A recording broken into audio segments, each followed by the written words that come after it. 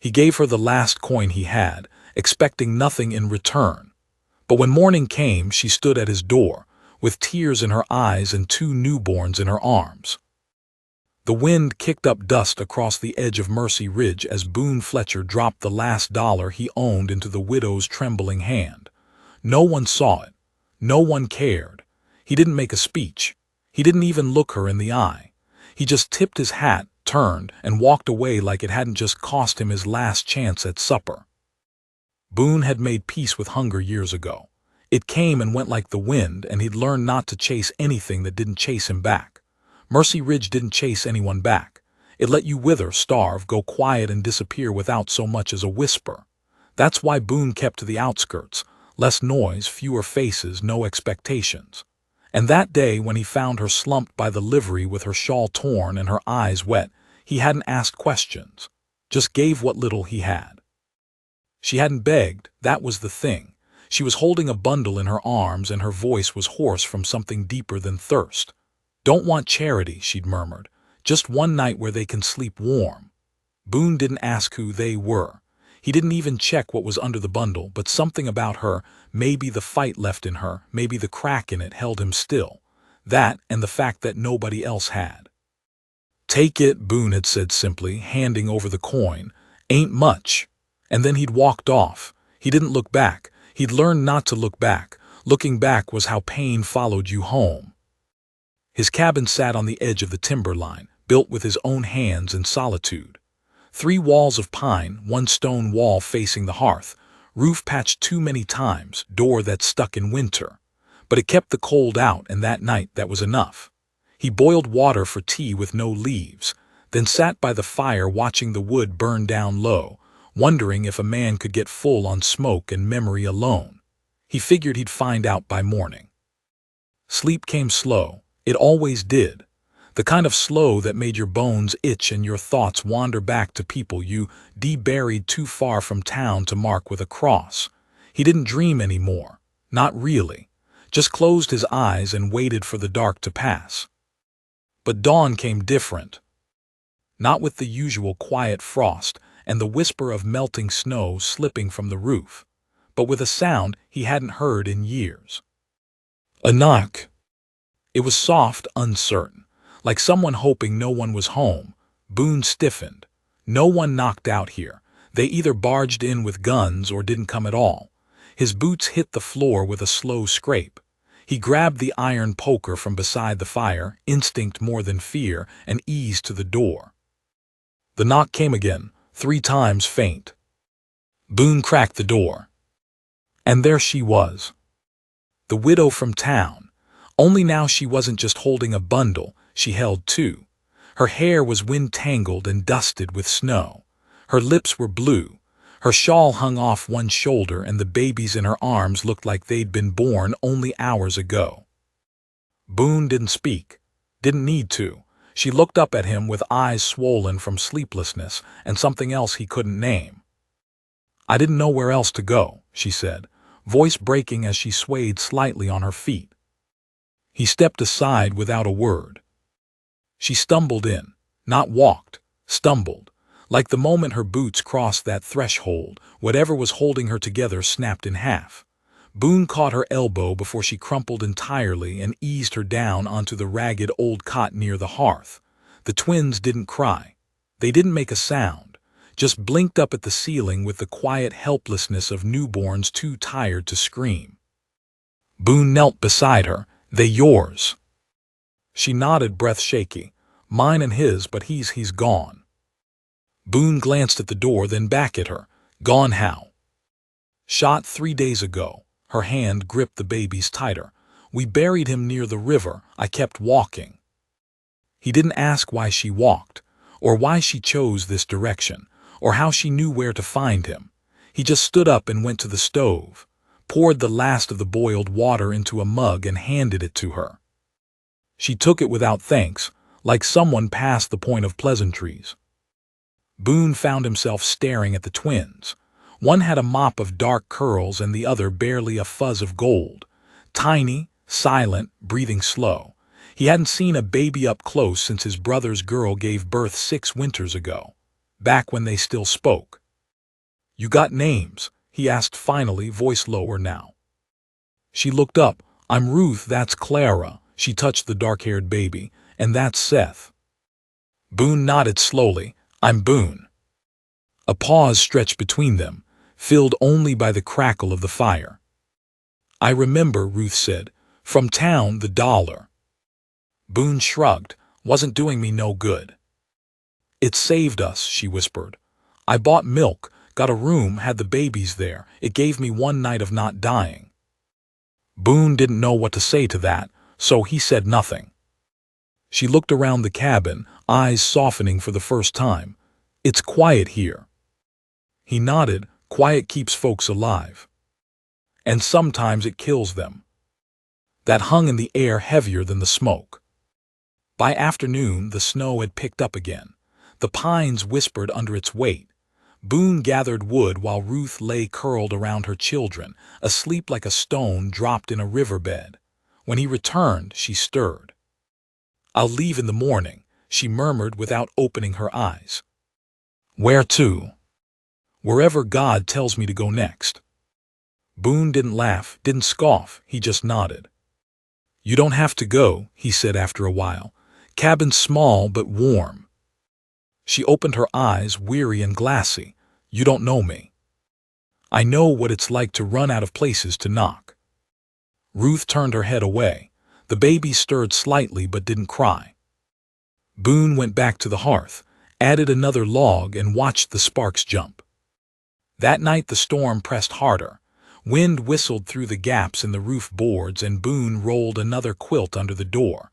The children slept soundly. Ruth did not. She lay awake, hands gripping the quilt, eyes wide in the dim firelight. "I thought he'd make it," she whispered suddenly, voice barely audible. "We saved for the journey west, for land, for hope. He said we'd build a house with a porch." Boone didn't move, just listened. "He was shot for a horse he didn't even steal. Left me to dig the grave with my bare hands." Boone's jaw tensed. "The West don't wait for dreams to catch up." "No," she agreed, "it doesn't." The silence returned, but it felt less sharp now, more like breath shared between two people too tired to be strangers. By morning, Ruth was sitting by the window, holding Clara and watching the snow ease. "I thought about leaving anyway," she said. "Didn't want to be a burden." "You're not." She turned to him, unsure. "Why'd you help me?" Boone didn't answer right away. Then he said, "Because no one helped my sister. She died with a baby in her arms too. Maybe if someone had." He trailed off. Ruth blinked hard. "I'm sorry." "Don't be, you're here, that counts." She looked down at the children. "It has to count." Then came the sound. Boots. Outside, heavy, crunching in the snow. Boone rose, hand reaching for the rifle, leaning near the hearth. Ruth went still.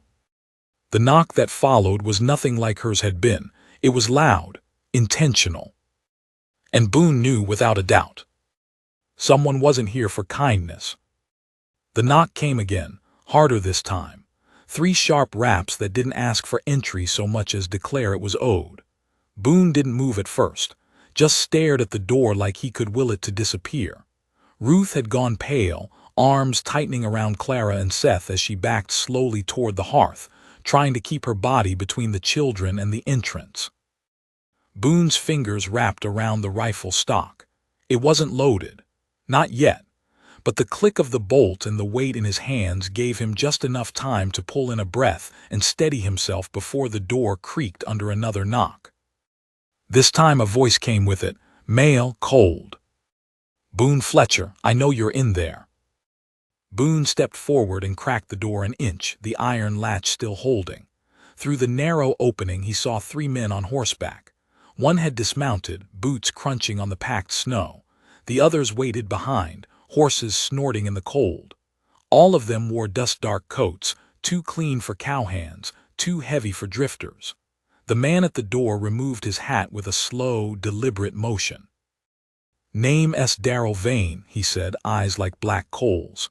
"Looking for a woman came through Mercy Ridge. Name of Ruth Wren. riding alone, might have had a child or two. Boone didn't answer. Vane tilted his head, smile tight. Ain't saying she did anything wrong, but folks back east are looking for her. Family dispute, you understand. Behind Boone, Ruth's breath caught. Vane stepped forward, boots right up against the threshold. "You're a quiet man, Boone," he said. "Always have been, but now's not the time to start keeping secrets." Boone didn't move from the door. "No one here but me." A beat passed. Vane didn't blink. He turned his head slightly as if listening past the crack in the door. "You always keep the fire burning this hot, for just yourself." Boone didn't flinch. Cold morning. Behind Vane, one of the riders shifted in his saddle. "Let us in. We'll check for ourselves." Boone's voice was calm, almost bored. "That's not how it works out here." Vane narrowed his eyes, but he didn't push. "Not yet. If you see her," he said finally, stepping back, "you let us know. She's got no business disappearing with what don't belong to her." With that he turned, swung up into his saddle and nodded to the others. The horses wheeled around, hooves thudding in rhythm as they rode off down the trail, back toward town. Boone closed the door and dropped the latch. Then he turned to Ruth, who was still frozen by the hearth. "You want to tell me why men like that are looking for you?" Ruth was shaking, not from cold. "I didn't steal anything," she whispered. "I didn't." Boone sat down slowly on the edge of the table. "That man seemed pretty sure you did." She hugged the twins closer. "Because I left. Because I walked away from a family that thought I was theirs to trade." Boone's brow furrowed. "Trade?" "My husband's kin." Her voice was flat now. "They said I owed them something for marrying their son. When he died, they came to collect. Told me to sign papers, give over the land claim. Told me the babies were theirs too. Said a woman like me couldn't raise them alone." Boone's stomach turned. He didn't speak. "I ran, that's all I ran." Boone rubbed his jaw. "You figure they'll come back." "I know they will." He stood and walked to the window, peering out over the ridge. Snow had started falling again, soft and slow. He stared at the trail as if trying to memorize every hoofprint before the weather erased them. "You said you'd leave," Boone said. "You still want to?" Ruth didn't answer right away. "If I go, they'll find me on the road. If I stay, I put you in danger." He turned from the window. "They'll come either way." Ruth met his eyes. "Why are you helping me?" Boone hesitated, then said simply, "Because someone should have." The silence after that was not heavy, it was solid, like something had locked into place between them. Not affection, not yet, but purpose. Shared danger had a way of doing that. That afternoon, Boone hitched his mule and rode down the trail toward the East Fork. He didn't say where he was going, but Ruth knew it wasn't for supplies. Not with the look in his eye. Not with the way he took his rifle this time, and the way he pulled his hat low. Ruth stayed behind, tending the fire, boiling water to soak the twins' cloths. Clara slept more than Seth, who fussed every time Ruth set him down, but she kept her hands moving. Busy hands kept the mind from wandering. The sun dropped low before Boone returned. He brought no food, no game, no signs of success. Just rode in slow, mule quiet, shoulders tight with tension. Ruth opened the door before he reached it. "They've doubled back," he said, "set up at the trading post, waiting." "For me?" Boone nodded. She swallowed. "Then I'll go tonight." "You won't make it a mile." "I'll try." Boone stepped forward, blocking the door with his frame. "You won't make it." The moment hung there. Ruth staring up at him, fury and fear twisting behind her tired eyes. She hated being saved, hated needing it, but hated being hunted more. Boone's voice softened. "We do this together or not at all." She let out a shaky breath and stepped back inside. That night Boone slept on the floor near the door, rifle beside him, eyes half closed but never deep. Ruth kept to the cot with the twins. The fire snapped and spit, and the wind carried the sound of distant hoofbeats more than once, though they never drew close. By morning, Boone was gone again. Ruth woke to the smell of ash and an empty chair. She stepped outside, shielding her eyes from the low sun. The trail was bare, snow scuffed and wind-blown, but no sign of Boone. He returned at midday, clothes wet with melted snow, boots thick with mud. He carried something in his hand, a folded piece of paper, yellowed and thin. "Got you names," he said, handing it to her. Ruth unfolded it, her breath caught. "Marriage license," she whispered. Boone nodded. "Wasn't real, just copied from the courthouse. Enough to make them think you're not alone anymore." Ruth's hands trembled. "Boone. It's your name now. Wren Fletcher. Don't need to mean nothing unless you want it to, but if they come back it might give them pause." She stared at him, stunned. Boone shifted his weight. "It's not the law they're chasing, it's weakness. They see a widow, they see property. They see a wife, they think twice." Ruth said nothing. Boone moved past her, into the cabin, and began stacking wood near the stove like it was any other day. Like he hadn't just offered her his name, his protection, his place in the world. The days blurred after that. Each one started the same, checking the trail, listening for riders, tending the children. Boone taught Ruth how to handle the rifle, not to aim, but to load it, clean it, make it ready. She caught on fast. The widow had grit beneath all that dust. One evening, Clara coughed hard enough to turn her lips blue. Ruth panicked, rocking her by the hearth, whispering prayers. Boone brewed pine needle tea, wrapped the baby in hot cloths, sat up half the night beside her while Ruth wept silently into her shawl. By dawn, Clara was breathing easier. "You stayed up," Ruth whispered. Boone didn't answer. He just handed her the baby and walked out into the snow. But that night something shifted. She sat beside him at the fire instead of across from him. He didn't move, didn't speak, just passed her the last piece of dried meat and tore the bread in half. They ate in silence. Then came the storm. A real one. Snow so thick it blinded the windows, wind that howled like a wild animal. Boone bolted the door and stuffed blankets into the cracks. Ruth held the twins tight while Boone loaded the rifle and placed it against the wall. "Storm won't keep em out," he said quietly. Ruth nodded, "but it might buy us time." And time, they'd both learned, was everything. In the heart of that storm, they heard it. Not a knock this time, but a voice. Outside. Calling her name. "Ruth Wren, come out, girl. You got what don't belong to you." Boone stepped to the door, jaw clenched, heart thudding like a drum. And from behind him, Ruth rose. "I'll go," she said. "No," Boone replied. "Boone." "I said no." And then outside, a shot cracked through the night. The crack of the rifle echoed through the valley, slicing through the storm's howl like a blade. The cabin shook as the wind roared back in response, and Ruth dropped to the floor, instinct overtaking fear as she covered the twins with her body. Boone didn't flinch. He was already at the window, peering out from behind the curtain he'd stitched from an old burlap sack. His eyes scanned the tree line, the open slope beyond it, the faint shadows dancing in the snow-swirled dark. Nothing moved. No second shot, no rider charging the porch, no sign of who had fired. "They're trying to spook us," Boone muttered, "flush you out." Ruth looked up from the floor, face pale. "Do they know about you?" "Don't matter," he said flatly. "They know enough." Another gust slammed the cabin, and this time the wind found a crack near the roofline, whistling in like a warning. Boone moved quickly, stuffing a wool scrap into the gap. The fire hissed as a flurry of snowflakes sneaked through the chimney.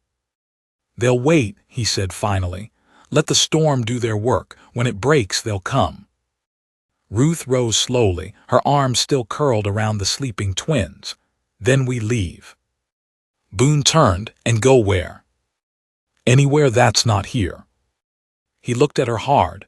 With 2 newborns in this weather. She shook her head. You think staying safer? Boone didn't answer, not right away. He crossed the room, lifted the rifle again, checked the chamber. Then he knelt by the hearth and stirred the coals, throwing on another log. The flames leapt, casting long shadows across the walls. Let them come, he said finally. Ruth stared. Boone. I've been running my whole life, he said, voice low. From things with more teeth than these men. If I run now, I'm just giving them what they want. Ruth's voice cracked. But you didn't do anything. Boone looked at her, really looked at her. Neither did you. The wind screamed again, but it couldn't touch what settled between them then. Resolve. Not rage, not vengeance, just quiet bone-deep resolve. Ruth moved to the wall, peeled back the quilt Boone had nailed over the shelf, and pulled down a rusted pistol. I can't shoot straight, she said. You'll learn, Boone replied. They spent the rest of the night preparing, not in panic, not in chaos, in silence, measured, focused. Boone checked the door latches, reinforced them with a spare beam he dragged from behind the shed. Ruth packed what little food they had into a satchel, dried beans, cornmeal, a bit of lard.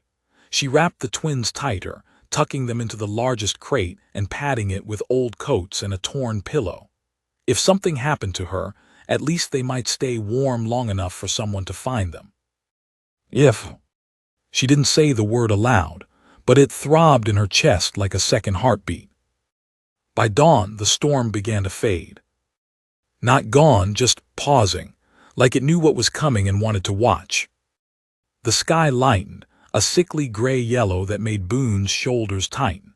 He stepped onto the porch, rifle slung across his back, breath fogging out before him. Snow crunched beneath his boots, untouched except for a single set of prints, his own from the day before. No new tracks. Yet. Back inside, Ruth fed Clara and Seth while watching the window. She kept one hand near the pistol on the table, her fingers trembling only when she exhaled. Boone paced once, twice, then settled into the rocking chair by the door, where he could see both the ridge and the woman who now shared his name. Was he good to you? Boone asked suddenly. Ruth looked up, startled. Your husband, he clarified. She hesitated. He tried, he was young, grew up thinking women were supposed to be quiet. I was. Boone gave a single nod, then returned his gaze to the ridge. Did you love him? He asked. Ruth swallowed. Enough to grieve, not enough to stay owned by his family after he died.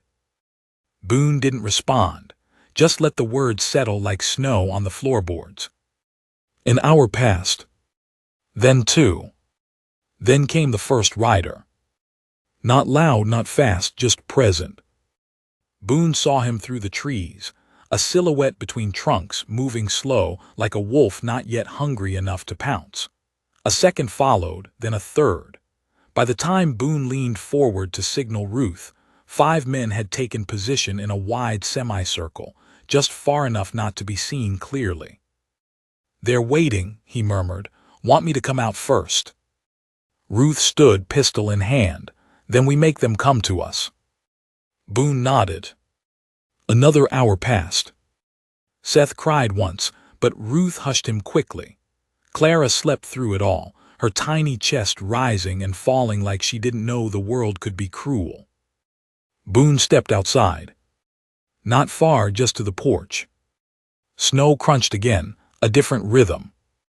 One of the riders broke from the trees and came forward, hands up. It was Vane. Hat low, eyes hidden. Boone didn't raise the rifle, not yet, just watched. I ain't here to hurt you, Vane called. Just want what's owed. Boone's voice was stone. She don't owe you a thing. Vane smiled. That ain't for you to say. She's my wife, Boone said evenly. Makes it my business. Vane laughed. You think a paper changes what she took? Boone raised the rifle a half-inch. I think it changes what happens if you don't turn around. Behind Vane, one of the other riders shifted. His hand drifted toward his belt. Boone saw it. So did Ruth. The shot rang out before either could shout. Vane dropped. Boone blinked. Ruth stood behind him on the porch, pistol still smoking in her hands. Her face was white. Her breath came in gasps. I saw him reaching, she said. I didn't mean to.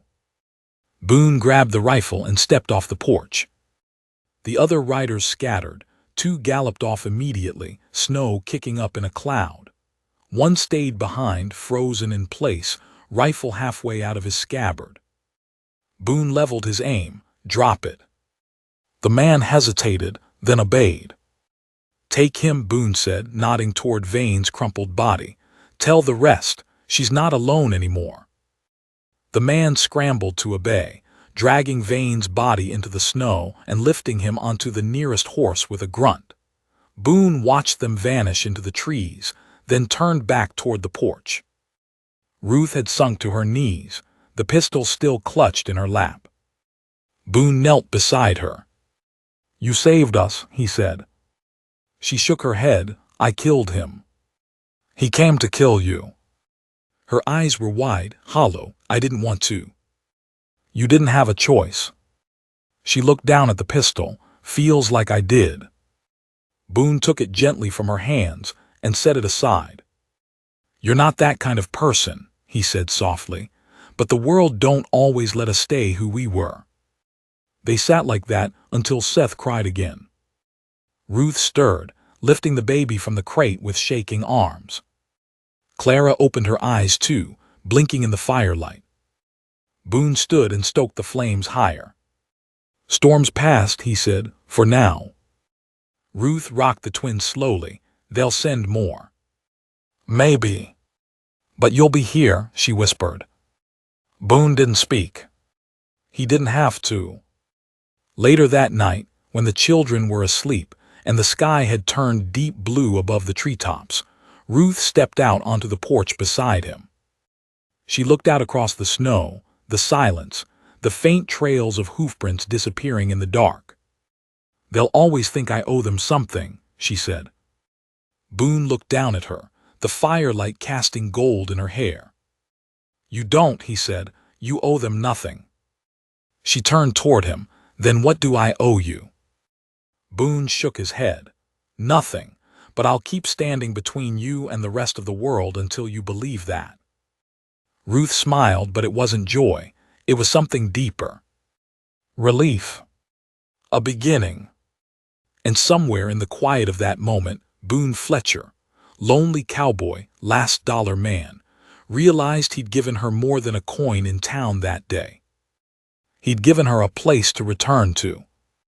And maybe, just maybe, a future. But not all storms stay gone. And not all debts stay buried. Far to the east, in a town that never forgot a name, a letter had been sent. And its arrival would change everything. The letter was stamped with red wax and dust. It bore no return address, only a seal shaped like a ram's skull, and the faint scent of pipe smoke and pine sap. It reached the sheriff of Mercy Ridge 2 weeks after the storm broke, delivered by a courier who refused to speak a word and vanished before the ink dried on the signature log. Sheriff Kurt Garvey turned the envelope in his weathered hands twice before slicing it open with the corner of his badge. What he read made his gut go tight. The words were plain, the handwriting practiced, measured, like someone who spoke only when it counted. Your town harbors a woman named Ruth Wren. She is not merely a widow. She is the last living heir to the Wren silver claim, surveyed and recorded in 1869. She fled with forged documents and twin offspring of questionable paternity. We intend to collect what is owed. We do not ask your help. We expect your silence. You will be compensated for your discretion. It was unsigned, but it didn't need to be. Garvey knew the tone. He'd heard it in backrooms and behind saloon doors his whole life. Words from men who smiled as they took your name, your land, your blood. He folded the letter slowly, slipped it into the pocket of his vest, and poured himself a drink. Meanwhile, Boone Fletcher swung an axe behind the cabin, sweat cutting through the dirt on his brow. The snow was mostly gone now, melted into slick patches of mud and grass, and the scent of pine sap floated strong in the air. Spring was trying, clawing its way through frostbitten soil, and in the small clearing where Ruth hung baby linens on a line strung between two trees, it felt for a time like the world had forgiven them. Clara giggled in her basket. Seth chewed on his fist. Ruth hummed a tune Boone didn't recognize, but the sound settled in his bones like something he'd known all his life. They had made it through the storm, the men had ridden off, the knock had not returned, for now they lived. But Boone had learned long ago that peace, like fire, only burned as long as you fed it, and they were running out of wood. That evening, while Ruth mashed wild potatoes and Clara banged a wooden spoon against the floor, Boone returned from the creek with a rabbit over his shoulder and a frown carved deep across his face. "Town's talking," he said as he stepped inside, placing the rabbit on the table with a dull thud. Ruth looked up. "About us." "About the letter." She went still. Boone cleaned the rabbit in silence, the knife moving with practiced rhythm. When he finished, he rinsed his hands and leaned against the counter. "It wasn't just about the land," he said, "wasn't even about the children." Ruth met his gaze. "They want you because you're the last piece of a claim they don't want made public." She looked away, jaw tightening. "I never wanted that land." "They don't care what you want." A long silence passed. Finally, Ruth whispered, "It was supposed to be for him, for our family. Daniel thought it would save us. We were gonna build a chapel on it, put up a school. He had a dream. They didn't want that. They wanted silver without charity, wealth without witness." Boone nodded. "So they buried him." She didn't respond, just reached for Seth and held him close. "We can go," she said. "Still time, head west. Oregon, Washington Territory. I heard there's work in the mills." Boone shook his head. "They'd follow, men like that always do, and out there we'd be strangers. No one would know your story, no one would care." "Then what do? "We make them care." Ruth's brow furrowed. "What does that mean?" "It means we fight back, not with guns, with truth." She blinked. "You want to make it public?" Boone nodded. "We tell the right person. We let them know you're not running anymore." "And you think they'll care?" "I think they might." The next morning, Boone rode into Mercy Ridge alone, wearing a clean shirt and the only pair of boots without a tear across the sole. He stopped in front of the telegraph office and dismounted slowly. Inside, the clerk looked up from his ledger with a frown. "Morning," Boone said. "I need to send a message." "To who?" Boone pulled a slip of paper from his coat. "To Judge Laramie in Carson City." The clerk squinted. "That's Nevada." Boone nodded. "That's where the truth lives." The message was short. "Ruth Wren is alive, widow of Daniel Wren. She has the land documents, proof of inheritance. Silver claim is hers. Enemies seek to erase her. Come if you still believe in justice." Boone paid the last coin he had, a nickel he'd found behind the stove the week before, and stepped back outside. By the time he returned to the cabin, Ruth was pacing. "Did it go through?"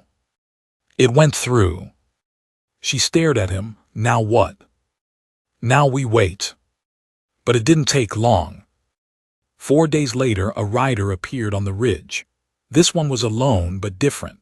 Dressed in black with silver trim, his coat long and trail-worn.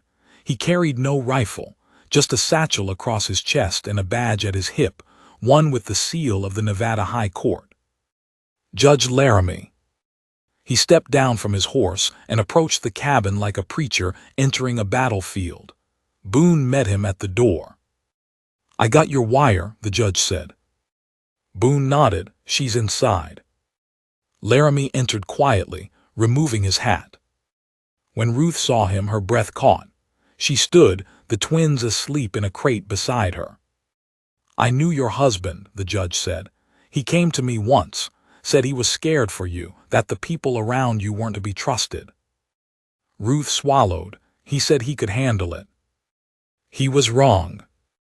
She nodded, eyes glassy. Laramie stepped forward and offered a small, folded document. "I brought the certified records. The land was never properly transferred. It's still in your name." Her hand trembled as she took it. "But you need to come with me," the judge said. "Sign it publicly in Carson City in front of witnesses." Ruth hesitated. "And if I do?" "They'll bury you with silence." She looked at Boone, then at the twins, then back at the judge. "Then we go," she said, "but not alone."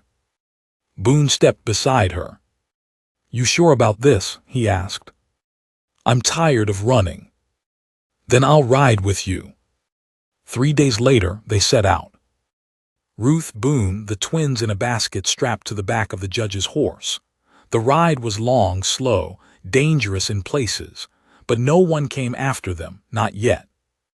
It wasn't until they reached the final ridge before Carson City that they saw the smoke. Not campfire smoke. Buildings. The courthouse. Burning. Boone's jaw tightened. The judge spurred his horse forward, Ruth clutching the basket tight. By the time they reached the town, the square was chaos. Fire crews doused embers, citizens cried out, and the courthouse lay in ruins. "Message received," Boone muttered. "They're here," the judge said grimly. Ruth stepped off the horse, hair in her face, dust in her mouth, the baby stirring from the commotion. "We go somewhere else," she said. "No," Boone said. "We stand here, let the world see." From across the square, a man emerged from the crowd. Ruth froze. It wasn't one of the riders. It was worse. Her husband's brother. Martin Wren. Tall, sharp, cold as the minds he'd inherited by blood but not by law. He smiled like a man already victorious. "Didn't expect to see you alive," he said. Ruth stepped forward, disappointed. "Concerned," he said smoothly. "You're causing trouble, confusing the law." "I am the law," Judge Laramie snapped, "and she's under my protection." Martin didn't even look at him. "This isn't about papers, it's about legacy. My brother made choices, poor ones, and now his widow's trying to cash in." "She's trying to survive," Boone said, stepping beside her. Martin eyed Boone with contempt. "And who are you?" "The man who will put you on your back if you don't leave." Martin chuckled. "This town won't stand for her." Ruth's voice rang out, stronger than anyone expected. "Then I'll make them." She turned, raised the folded documents high, and shouted. "This land was mine. My husband died trying to do good, and I won't be buried with him just because I refuse to be sold." People stopped, faces turned, whispers rose. The fire still smoldered, but the heat now came from the crowd. Not rage. Hope. It spread like smoke. Martin saw it, felt it, and for the first time his smile slipped. Boone placed a hand on Ruth's shoulder. She didn't flinch. And somewhere in the sky above, a raven cried out. A storm was coming again. But this time they were ready. The town square of Carson City didn't fall silent, not exactly, but the noise shifted, moved. Ruth's voice had cracked something open, and now it echoed through the fractured square like a bell rung too close to the soul. She stood in the ash-thick air, twins bundled against her chest, the fire's orange glow still licking the bones of the courthouse behind her. She didn't blink as Martin Wren glared at her with all the rage of a man who just lost something he thought the world owed him. Boone stood a step behind her, shoulders squared, eyes fixed not on Martin but on the gathering crowd. Farmers, tradesmen, miners, wives, schoolboys, some held buckets, others their children, but all stared at Ruth now like they didn't know what to make of her. A widow, a mother, a thief, a hero. Boone leaned in close enough for Ruth to hear without turning. "They're listening." Ruth adjusted Clara and Seth in her arms, her voice steady despite the tremble in her knees. "You burned the courthouse," she said flatly, eyes locked on Martin. "You destroyed the records." Martin's smile twitched, not with humor, but with that familiar, brittle confidence of men who thought money could erase truth. "You can't prove that," he said. "I don't have to," she replied. "You just proved everything else."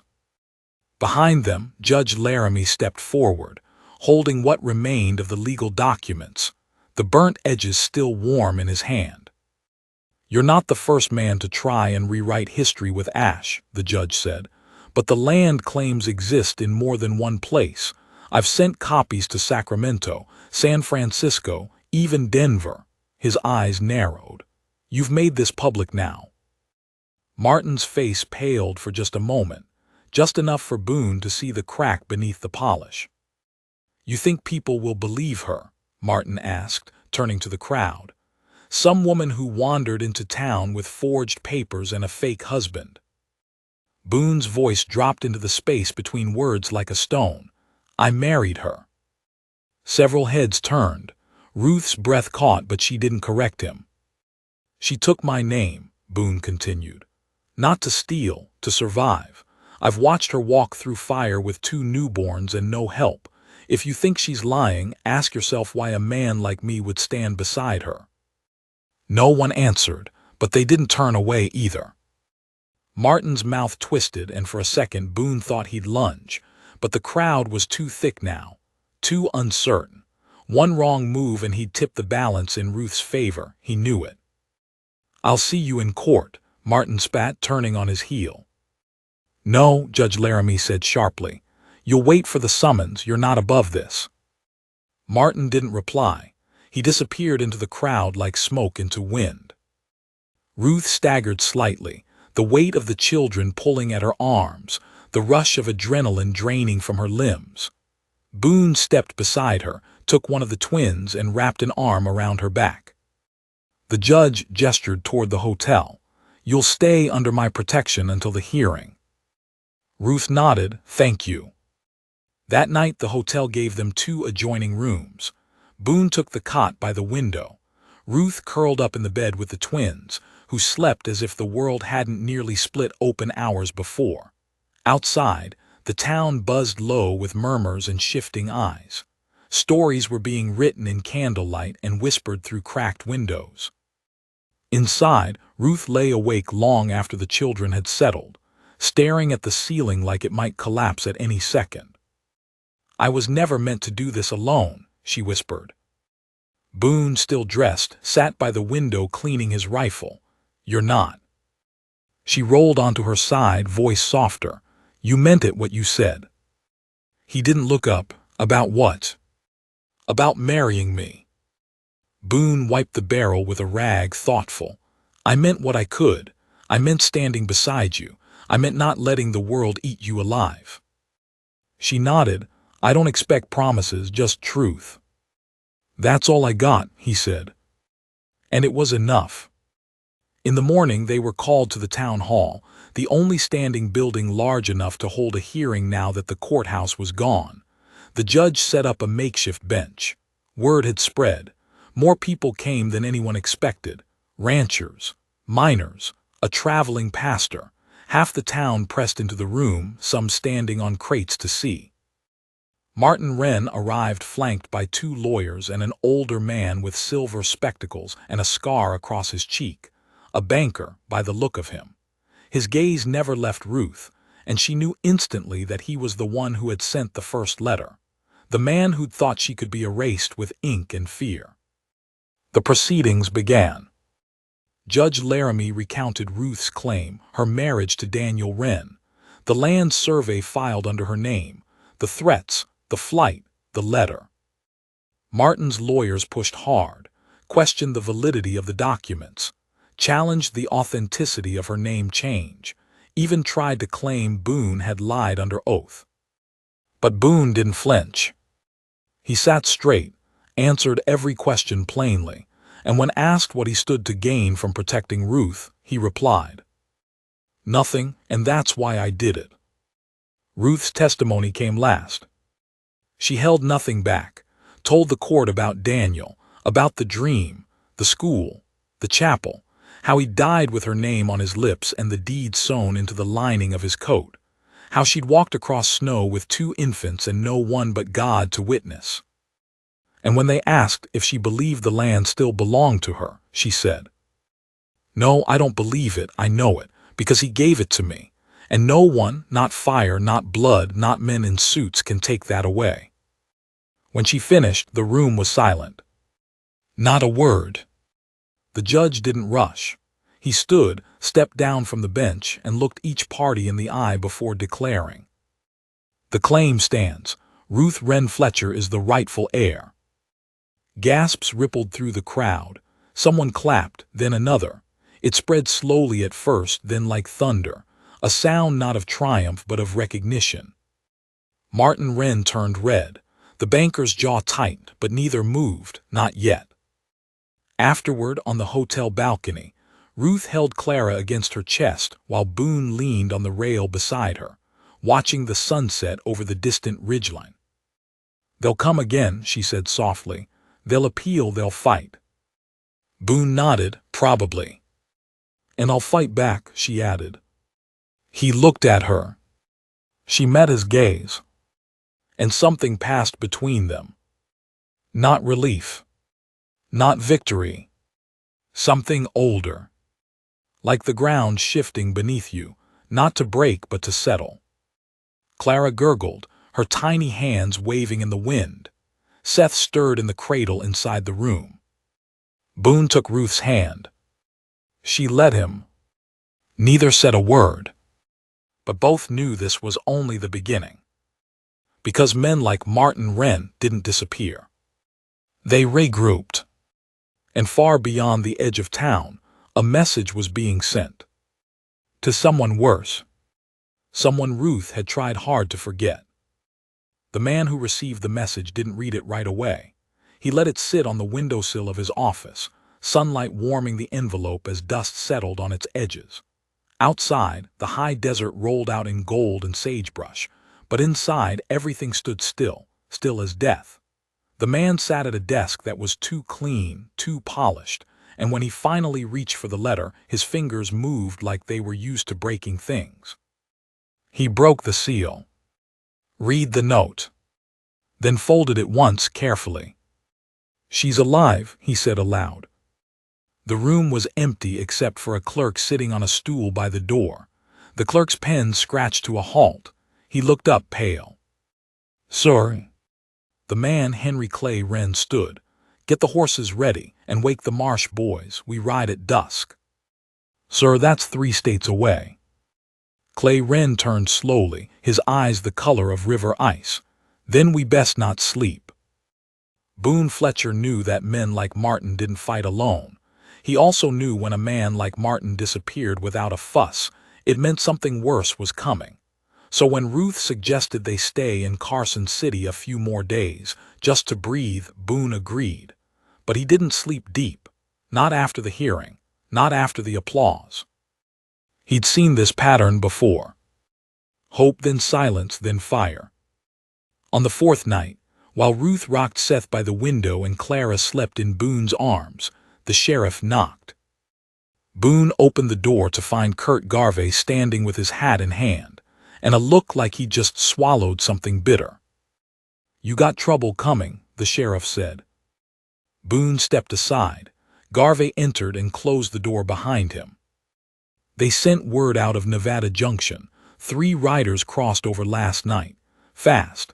Didn't stop to rest, just watered their horses and rode west." Ruth stood slowly. "Wren men." Garvey nodded. "One of 'em's Henry Clay Wren. He's blood kin to Daniel's father. Owns half the mines out east. Not just silver, he trades in people too. Word is, when he wants something, he gets it." Boone's jaw clenched. "How long?" 2 days, maybe less. Depends how hard they ride." Boone looked at Ruth. She was already packing. "They didn't run." "Not this time." But they moved. 3 hours later, they were on the trail west. Boone, Ruth, the twins bundled tight, and Sheriff Garvey trailing close behind with a mule cart full of supplies. The judge had done what he could, sent telegrams ahead, signed temporary warrants, but it was clear the law would not stop Henry Clay Wren. "I need to see it," Ruth said the next morning as they rode beneath the ridge. "The land." Boone nodded. "You will."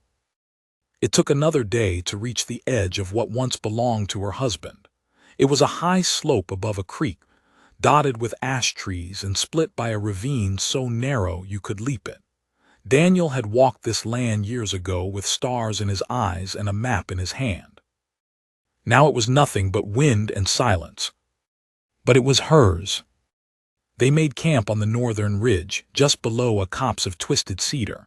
Boone built a fire low and tight. Ruth laid the babies on a folded quilt.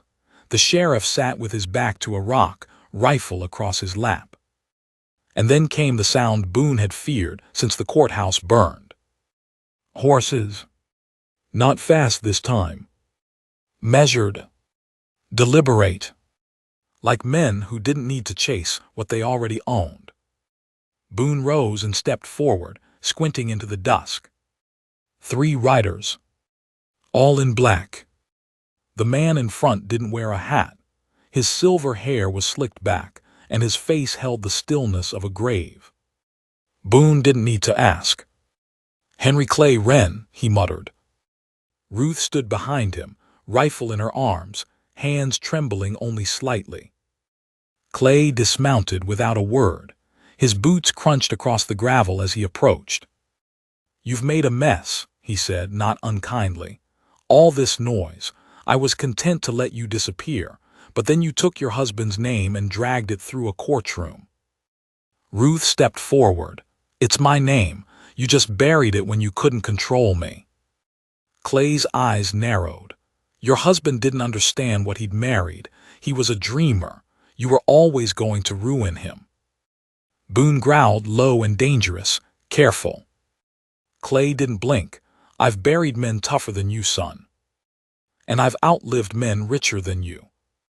For the first time, Clay smiled, not kindly, just curiously. "You think this ends here?" he asked, "out in the dust without an audience?" "I don't care about the audience," Ruth said, "only the truth." Clay stepped closer, too close. Boone raised the rifle. "You're not taking her," he said. "I don't want her," Clay replied. "I want the land. Give me the deed. I'll give you peace, refuse, and I'll take it the way we always have, by waiting, by starving you out, by turning the townsfolk against you. There's more than one way to erase someone, Mrs. Fletcher." Ruth didn't move. She reached into her satchel, pulled out a folded paper, the original deed, and held it up. Clay's eyes lit with triumph. Then she dropped it into the fire. He lunged. Too late. The flames swallowed the paper before his boot hit the stones. Boone raised the rifle. Garvey stood. One of the Wren riders reached for his gun and dropped instantly as the sheriff fired. Chaos erupted. Boone tackled Clay before he could draw. They hit the ground hard. Dust rose. Ruth screamed. The second rider fired and missed.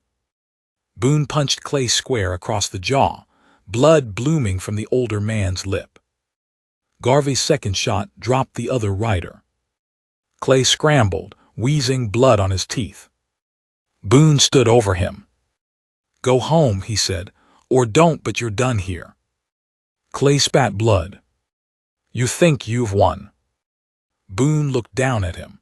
"I know what winning looks like. It's a fire that doesn't go out when men like you show up." Clay coughed. "You burned the deed." Ruth stepped forward. "I don't need it. I am the deed."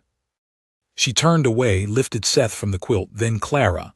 The children blinked, unharmed, unaware. Garvey tied Clay's hands, hauled him up. "You'll stand trial," the sheriff said, "for threatening a mother, for attempted theft, for conspiracy. I'll make sure of it." Clay didn't fight, not because he was beaten, but because something colder settled in his eyes. "This ain't over," he said. Ruth walked past him, boots crunching calmly in the gravel. "It is for me," she said. "I've got better things to build now." They rode back to town with Clay in chains and the sun rising behind them. The people of Carson City didn't cheer. They didn't line the streets, but they watched, and that was enough. At the cabin 2 weeks later, Ruth's cabin now, with a new roof and a garden just beginning to breathe green, Boone stood by the fence as Ruth rocked Clara beneath the porch's shade. "Would you do it again?" she asked softly. Boone nodded, "Every time." Ruth smiled, "Even the part where I burned the deed." He laughed deep and real, especially that part. They sat in the quiet, watching the wind move the trees. The land was still scarred, still raw. But it was theirs. For now. Until the next fight. And the one after. But Boone knew something now.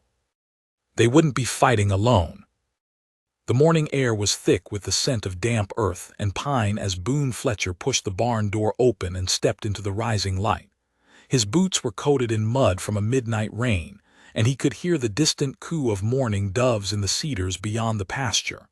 The land was quiet now, not in that dangerous, waiting sort of way, but the kind that feels earned. Hard-won. Honest. It had been 3 months since the last Wren rode west with shackles on his wrists and curses in his throat. The trial had been short. Federal court, not local. The judge from Reno made it clear. Henry Clay Wren would not return to Nevada soil as a free man again. The men he'd brought with him, the paper trail of bribery, the burned courthouse, it was all too much, even for a name like Wren. The family's hold had cracked, and though the silver mines still ran, their grip on the towns that surrounded them had slipped. Ruth never spoke of the verdict. She hadn't needed to. The way she rose each day, fed her children, worked the soil, touched Boone's arm as he passed, those were her victories. She didn't measure justice in speeches or headlines. She measured it in peace. And peace had finally settled over their little ridge. Boone walked the fence line, tightening a loose post and scattering the last of the winter straw from the feed bucket. The new calf, just born last week, bawled from the other end of the paddock. He smiled, not because life was easy, but because it was simple again. Clean. From the cabin porch, Ruth called out. Her voice was calm, warm, different than it used to be. Not lighter, but more filled in, like the hollow places had begun to grow something. "Boone." He looked up. "What is it?" "Mail came." He frowned. "Mail." She held up a folded envelope. "From the courthouse, the real one this time." Boone dusted off his hands and walked back up the slope, his heart beating slower now than it had for months. Each step toward her felt like coming home all over again. Ruth handed him the letter, eyes searching his face. Boone opened it slowly, carefully. Inside was a single sheet, typewritten, official. It declared that Ruth Wren Fletcher was now, without contest, the lawful holder of the Western Nevada mineral rights for Parcel 16-7B and the adjoining claim territory. The signature was clean, the stamp was real. Boone handed it back to her without a word. Ruth folded it gently and placed it inside her apron. "You're rich now," he said. She snorted. "I was rich the day I survived the snow with 2 babies and found a cabin with a fire still burning." He didn't argue. They sat on the porch together as the sun stretched long shadows across the hills. Clara played at their feet with a wooden spoon and a broken horseshoe. Seth toddled after a chicken near the water trough, laughing every time it squawked and fled. Ruth leaned her head on Boone's shoulder. "They'll come again, you know that, right?" Boone nodded. "Let them. I'm not afraid anymore." "You shouldn't be." A long silence passed, broken only by wind and the occasional cry from the coop. Then Ruth spoke again, her voice low. "I never thought I'd make it this far. When Daniel died, I thought that was the end of everything, not just my marriage but myself, like I'd been buried next to him." Boone turned to look at her, but she kept her eyes forward. "And then I knocked on a stranger's door," she whispered, "and the stranger opened it." He smiled faintly. "I thought I was just buying someone dinner." "You were buying me time," she said, "time enough to make a different choice." The sun crept toward the horizon. Boone stood and walked down the steps, then turned and offered his hand. She looked up curious. "Come see something." She took his hand and followed. He led her past the barn, through the orchard just starting to bloom. Beyond that was a stretch of land still untouched, no crops, no fencing, just earth. Boone stopped beside a flagged post sticking from the soil.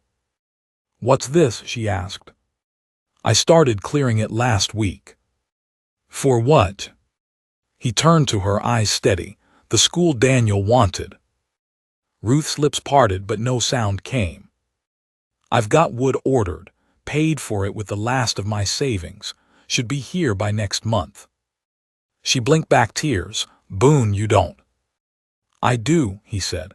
"It was his dream, but now it's yours too, and I figure the kids out here deserve something better than dust and silence." Her hands trembled as she touched the post. "They do," she whispered. "Figured you'd be the one to run it," he said. "You've taught me more in 3 months than I learned in 20 years. Ruth laughed then, real and full. It broke whatever dam had held her quiet all day. She stepped forward and kissed him, not quickly, not shyly, with the certainty of a woman who had crossed death, winter, courtrooms, and fire to find herself again. Boone didn't speak. Didn't need to. They stood together in the twilight, the wind brushing past like a benediction, the ghosts that once haunted them now quieter, distant. Later that night, Boone rocked Seth to sleep while Ruth mended a torn hem on Clara's blanket. The lantern burned low. The fire crackled.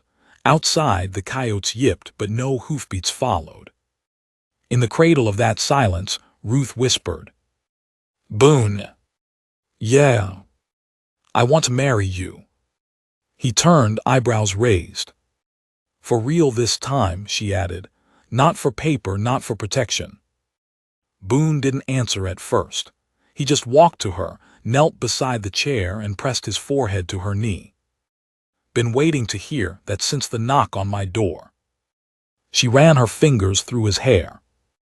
And the silence between them became something new.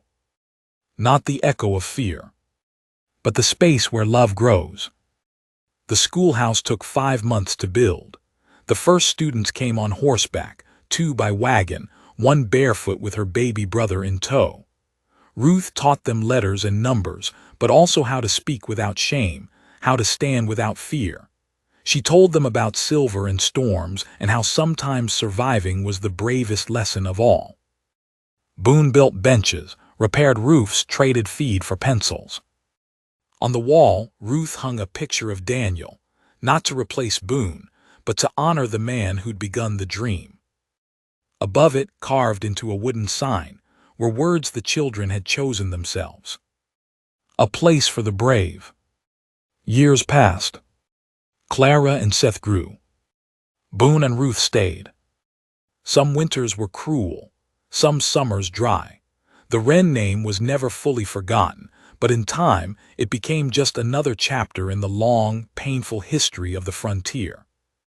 And every time someone knocked at the door of the Fletcher homestead, be it a lost traveler, a pregnant girl, or a boy looking for work, Ruth answered. Because she remembered what it meant to knock with nothing left but hope. And Boone always made sure the fire was lit. Just in case.